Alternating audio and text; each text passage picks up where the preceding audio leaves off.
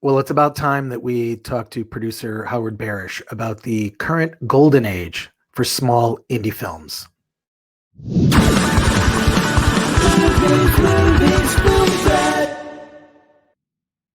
Welcome to the Film Threat Podcast. I am Chris Gore. I am pleased today to have on the show Howard Barish, who is the president of Kandoo Films, a producer whose resume, if you look him up on Wikipedia, boy, you've worked with Ava DuVernay. You've been involved with, when she was a publicist, a lot of people don't know she started as a publicist, nominated for the 13th, of course, the documentary on Netflix. You've been involved in so many amazing films. You have this new company that is all about supporting small independent films. And I've said, because of what we're going through with lockdown and quarantine and the pandemic worldwide, it is a golden age right now for small indie films. And so I want to talk to you about this today. What is it? What is the thing that you look for when you are seeking out something that would fit for your company, but also something that you feel might fit in the marketplace for small independents? Well, first, thank you for having me on, Chris. It's happy to be here and honored to talk with you. Actually, I like the work that you're doing. Thank you. It's a great question. It's a multifaceted question, and there's a lot of parts to the answer.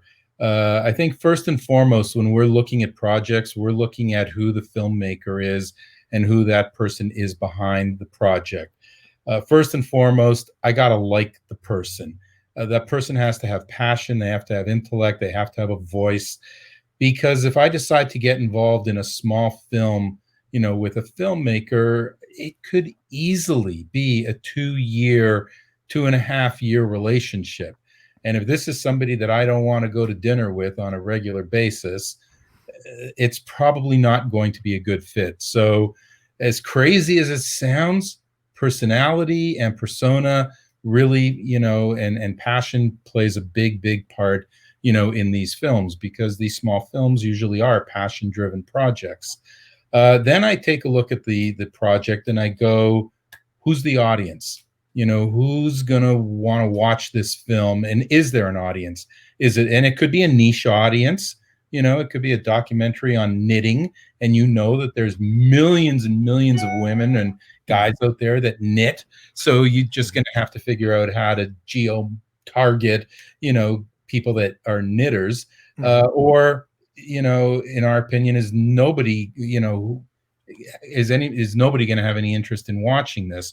And then if there are people that we think are going to watch this, it becomes, how commercialized can this be? And we get involved in a lot of films that are more art films, but at the end of the day, we are trying to make stuff that is commercial, because if we can recoup our money, on each and every film, it gives us that much more money to plow into the next film and the next film and the next film. If we do a dozen films that all, go broke, who's going to want to, keep investing in other small films? Well, I think the big win for, a small independent filmmaker is making a living making movies. To me, if that is really the end game, because a lot of filmmakers are getting into this. They have maybe a side gig, day job, whatever. They spend a summer making a film on weekends, like Christopher Nolan did with his first movie, Following, which was before Memento. So a lot of filmmakers start out, and I think that really the end game is, if you're getting into the film business to get rich, that might not be the best motivation. But at least the wrong motivation. Exactly. But if it's getting in, like you mentioned, a knitting documentary. I saw a documentary recently called Game Masters about board games, and it was clear that the filmmakers had a huge passion for board games, right? So I think that these targeting micro audiences, like whether it's knitting or the board game industry, which is actually $1 billion industry, not so much a micro industry, but you know what I'm saying? Like some of these smaller films, I really believe that that's the key, especially because now the market has become so diversified. It's to have a hit of anything appealing to everyone, I think, is just nearly impossible. I mean, you yourself, you must know the challenges that come with that. Well, listen, it's hard enough to make a film. And, very often I say people should just, everybody that completes a movie should get an award because it is just Right. so hard, to make a film. And then it's even harder to make a really good film. And what's harder than making a film and a really good film is getting distribution for your film, which unfortunately, so many talented filmmakers go out and spend all of their time, their energy, their money, and make a really great film, but have no idea how to sell it and no idea how to get it distributed. And that's a real challenge. And it's not easy. Well, it's for any filmmaker, not only do you have to be wildly creative and original to stand out in the space, additionally, you have to have a business mind to be able to, like I say, get to that goal, which is just making a living. Right. Yeah. I feel like that is the big success. What have you seen the sort of mistakes that filmmakers make? The ones that say you don't want to spend the, and I love what you said at the very beginning of our conversation. You mentioned like it's you base it on the person because you're going to spend years with them. I really think that that's key. That's key in so many different hiring situations or business relationships. You have to be able to, it's like a marriage, you have to traverse the difficult times and be able to celebrate the good times as well. So what are the kinds of things that you look for when you're looking to partner with a filmmaker or bring a film through your process to get involved in your company? Well, I think it boils down to the distribution of it, and the marketing of it. How do you market this film? Mm-hmm. And are people going to want to watch this film? Is this an uplifting film? Is it a super depressing film? Is it a social issue film that can enlighten or educate you? Does it have, a built-in audience to it? All of those things are things that we look at because at the end of the day, I look at every filmmaker and I go, where do you see this film? Because truth be told, and if we're talking documentaries right now, there's very few documentaries that make it into movie theaters, assuming movie theaters reopen. I ask most filmmakers, when's the last time you went to a movie theater, plunked down $12 or $15 to go watch a documentary on a big screen? And inevitably, every single one of them says never.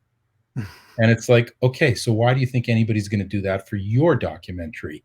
So if it's not going to make it to the movie theaters, where are people going to see it? And the first response is everybody says Netflix. And it's like, well, okay, maybe if you were making this 5 or 6 or 7 years ago, Netflix was buying everything and everything under the sun. But it's very hard to sell anything to Netflix right now because Netflix is a studio and Netflix is now making their own stuff. And, they want their DNA all over, the product. They want to say, we initiated this, we created it. Now they do buy stuff, and mostly they're buying stuff from festivals that are either have big names behind it or, have serious award-winning accolades, behind them. And I will say, if you do get to work with Netflix, as I have, they're a great company. They're a great partner. They are great, to filmmakers and they're a fabulous company. I can't take anything away from them, except for the fact that they don't buy a lot of small indie films. So where does your film go if it's not there or Amazon or Hulu or one of the big streamers? You're probably looking at a cable TV sale. So now you've got to become a student of the industry and look at all the different, cable networks that are out there and go, what kind of movies do they show? What are they buying? Who's their demographic, that they primarily service, and you got to know that information, before you get into the game, because if you don't, you're buying a lottery ticket, Well, I can confirm that Netflix isn't buying those kinds of films because they used to buy movies from me, of all people. Like back in the early 2000s, we had a small DVD distribution label, and they would buy 700 copies. This is physical DVDs of every movie that we released. And now sales to Netflix are as you're well aware, few and far between. Is it a matter of kind of backwards engineering the math? Sometimes when I hear filmmakers talk about they're getting ready to make their movie and they want to make it for $5 million. And my thought is, first of all, how do you know you need that much money? My whole thing is like, the answer to the question, how much money do you need to make your movie, is how much money do you have? What are the resources that you have? But I think part of it is backwards engineering, knowing what the marketplace bears and then back your budget into that. Are there places where you can get real data? Because as you and I both know, this industry is built on a lot of bullshit and a lot of people hiding truths about how the entertainment industry really works. And I think it's important to be able to get information and have all that out there. Is there a real place you can go? And I'm not talking IMDb, even though I do love IMDb and I use it normally to fact check the spellings of names. But where can you go to find out what companies are really paying for films? I honestly don't know anywhere where you can find that information in print. It boils down to relationships and, who and talking to people. I know a number of distributors. I know a number of filmmakers. And when you get into, a dinner conversation with them, you can say, what did you get offered? And I know for fact there's people that have made films that have spent, $1 million, $2 million, $3 million, $4 million making a small indie film, and they're good films, and they can't sell them, and they take them to legitimate all rights buyers, distributors, names that everybody knows, and they get offered 150 grand, 250 grand, and it's just, it's sad, so I would say, I think you're right. Listen, the barrier to entry to making small films is really opened up. I mean, there's people that are making movies on can you see this, on iPhones now. Once upon a time, you had to have, a shitload of money and equipment, and so it's becoming a lot easier. So you're right. I would make it for as little as you can, maintaining the absolute best quality that you can.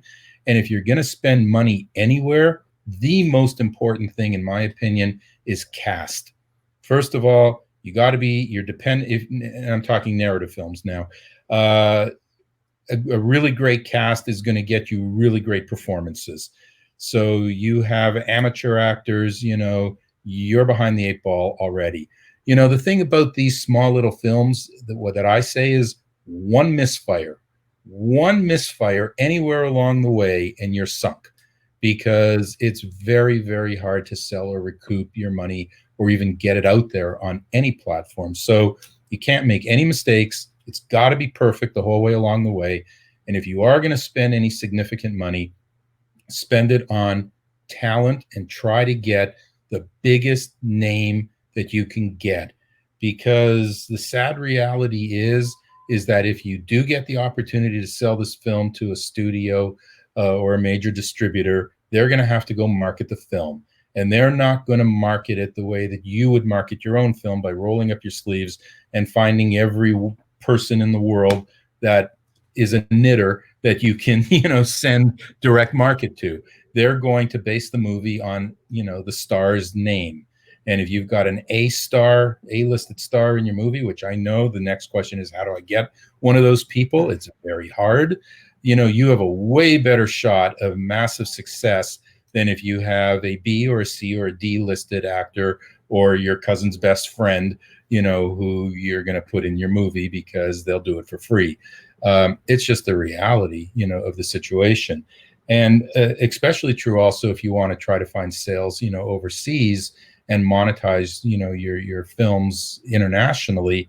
If you don't have names in your movie, it's really, really hard, to sell them, overseas. So that's a really important thing. And, sometimes you can find a way to a big actor and get them to partner in, on your project, especially if it's an intellectual script, that they can really get behind, or it's counter casting. We do a lot of counterintuitive casting and give actors opportunities to take roles where typically they would never be offered that, because most people are so typed into the kind of role that they can play. So that works. And the other thing I would say to new filmmakers, is sometimes naivety is bliss.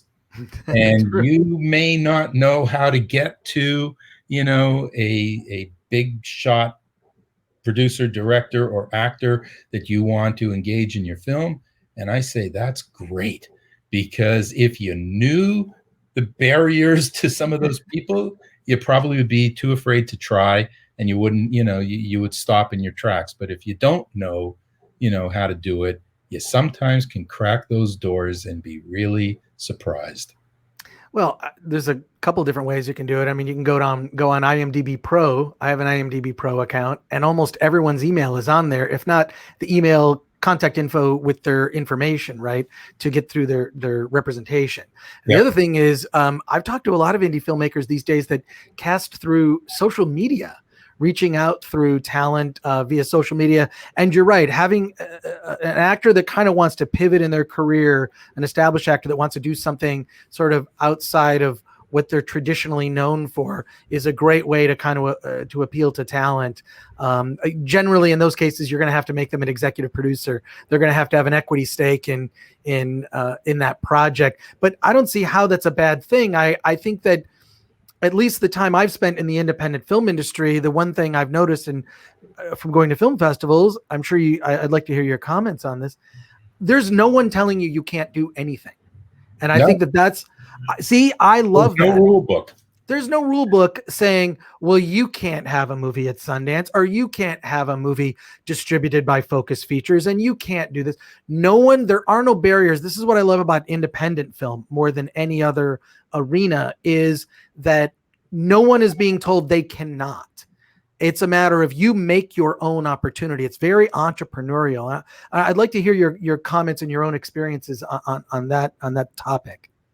Well, I think it's really true. I remember when Ava and I did Middle of Nowhere, and my business at that time was a lot more focused in the commercial world of film and television marketing and advertising, and getting involved with really big projects. And she had come to me, with the idea of making a small little indie film for $50,000, which the first one we did together was called I Will Follow. And I looked at her like she was crazy. $50,000. I spend more money on catering. You can't make a movie for 50 grand. But lo and behold, we did. And I remember, Middle of Nowhere, when it was done, and it was such a great film. And she said, I'm going to submit it to Sundance. I said, that's great. We're going to Sundance. And she's like, no, you don't understand. It's almost impossible to get into Sundance. And I was like, what are you talking about? Of course we're going to Sundance. And, sure enough, we did. Having said that, it is very, very hard to get to Sundance. But, in that case, naivety was bliss. And I didn't allow myself, to be beaten down and think that it was an impossible feat, because it is hard. The odds are against you, but it certainly is possible. And, it all boils down to, listen, if you've got a big star in your movie, if you got names, you got all this stuff, it makes it a lot easier. But at the end of the day, if you make a really great film, it will get recognized by somebody. And that's why I say you cannot have any missteps along the way. One misfire and it's not going to be great.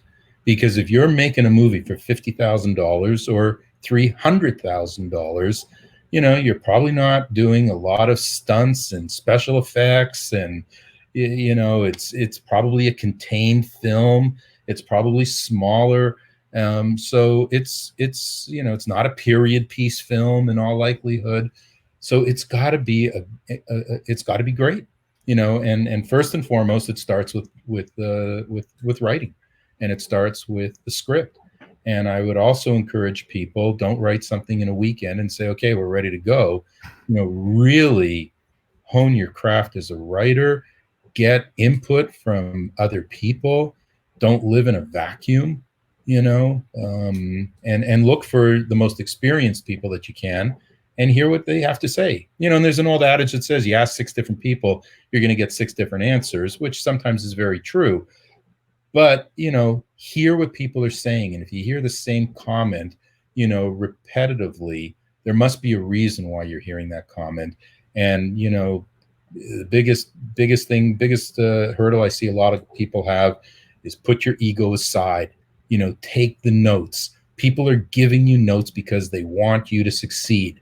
They want it to be better. So really, honestly look at those notes and go, how can I make this better? And, don't rush into production until you're really confident that you've got a solid script, that has character development, because you're going to have to give this script to actors to read. And hopefully you're giving it to high profile actors to read. And if they read it and they go, ugh, look at that character. There's no arc. There's no this. There's no, well, why do I want to be involved in that? You got to make sure that this is something that grabs them and just sucks them in and doesn't let them go. And then all of a sudden you've got a real shot of an actor going, how do I walk away from this? It's such a juicy role. Well, how do there's filmmakers out there that are listening to this or are watching this on YouTube. If they Googled you, they can contact you, right? You're pretty easy guy to reach. I'm pretty easy to reach. Okay, good. I want anyone that is going to reach out to Howard to say that Chris Gore from Film Threat sent me, or I saw the interview on the Film Threat podcast. I just want to know that you're a reachable guy. I'm pretty easy to reach, actually, too, through various ways, social media and whatnot. But I want to ask sort of a big final question that I think is a big, and I'd like to have you on again sometime to talk about other specific things down the road. But I want to get to this. We're in a really strange period of time in our history, right? Just the landscape of our economy, our world economy, just things are changing at a rapid pace. And one thing we've discovered with the lockdown and everything is, wow, we need a lot of entertainment, and we're going to run out of it if we don't continue to make films. I think that it's also kind of a golden age for independent films, because once you've binged everything on Netflix, you've got to look other places. Now, I buy movies on VOD all the time, or I look at different apps to watch different types of indie films. Where do you see the future being? I think we're at this incredible moment for indie filmmakers where everything is on an even playing field. Who knows when movie theaters are going to open? Everything is VOD. And once you kind of, I remember, and I'm sure you remember too, video stores. After you've rented all the new releases, you start to look at other parts of the shelf for something more interesting or something that might be challenging. Where do you see the market going? I think this is really important for people getting ready to start projects. Well, I think if this pandemic lasts a longer period of time, you're absolutely right. There's going to be incredible opportunities for filmmakers, especially people that have films that are already completed, which is one of the things that we're doing at Kandoo Films. Not only are we producing films, but we have a distribution arm now, and we're helping people release films. So to give you an example, we have a film coming out August 21st. It's a documentary called American Street Kid. Really talented first-time director. It's all about the teenage homeless issue in America. I had no idea that there's 1.8 million teenagers that are homeless living on the streets of the USA, and 13 of them will die every single day. It's horrific. And nobody will have seen or known of that film until we came on board and said, we'll help put that out. Middle of August, we have, a horror film called Cut and Chop that we're helping a first-time filmmaker, put out there. A month or two later, we've got a movie that we produced called Blind Fire that deals with a racial shooting. So if you follow Kandoo Films, on any social media, or go to our website, I encourage your viewers to sign up for our newsletter, and we can help, point you in the direction of some great films. But to answer your question, if production stays locked down for another 4, 5, 6 months, there's going to be huge opportunities because the pipeline will dry out. It's not dried out yet because there was a lot of content in the studio pipeline when the pandemic hit. But at some point that will get to the other end and the pipeline will be dry. And there's a lot of great indie films that never make it to Netflix, never make it to Amazon or Hulu or any of those places. And you're right, most of them are on VOD. So I encourage your viewers to go to iTunes, to go to Amazon, to go to Spectrum, Charter, Cox, DirecTV, Dish, Vudu, Fandango Now. There's a million different places that are supporting independent filmmakers, and you can find these films for between 99 cents and $6.99 if you want to actually, or maybe it's $9.99 if you want to buy it. New releases are probably $4.99 to rent, something like that. And one of the things that we preach here, there's a million people that are not a million. There's a ton of filmmakers that launch these Indiegogo or Kickstarter campaigns and say donate money. We want to make a movie. And we've never done that, and we've never gone. And I think it's great, and it works for a lot of people. We've chosen not to go that route, asking for people for money up front to make a film. We self-finance these films. We get these films out there. But what I do ask people is spend $4.99 and rent a movie. Sample some stuff. You may love it, you may hate it, but if you want to support indie film, I'm not asking for $100 up front. I'm asking for $3 or $4. Sample some of these small indie films. Give people a shot. You may be really surprised, as to what you see and hear. There's some really talented new filmmakers out there that need a shot, need a break. And by supporting these films, the money does go back into their pockets, which allows them to do another one. And, if they make a really great film, case in point with Ava DuVernay, all of a sudden they get catapulted to the next level and the next level and the next level. And all of a sudden the next generation of filmmakers may have come from small little indie films that you supported for $5. Well, I really hope that, and I've done that, what you said. I go on Vudu, has a section where it's called New in Theaters, and it's all hundreds of indie movies that have been released over the last couple months. And I scroll through that. I'll rent something for $6. I'll buy something sight unseen. Well, I normally watch a trailer, but I'll buy something for $10. It's great. I've discovered so many great indie films that way, not only because I'm in a fortunate position to be able to see a lot of this stuff as it comes through our pipeline on Film Threat. We review more than 150 movies a month. We do our best. And I will ask you, I'd like to see if it's possible to talk to some of the filmmakers whose movies you're releasing. Let's get them on the podcast and talk to them. I'd like to see their films. Yeah. So I'm sure that's something we can do. Howard Barish, thank you so much for joining me on the Film Threat podcast. I encourage everybody to check out Kandoo Films and see what Howard's up to. And apparently he's a guy who's really easy to reach. So look up Howard if you've got a project you think might be good. And I know myself, I get unsolicited emails from people all the time. And if they ask me a simple question and I'm just sitting there, I will respond with a no bullshit answer. It's usually very terse response, but I have given people no BS advice. Here's the pathway to getting the result that you're looking for.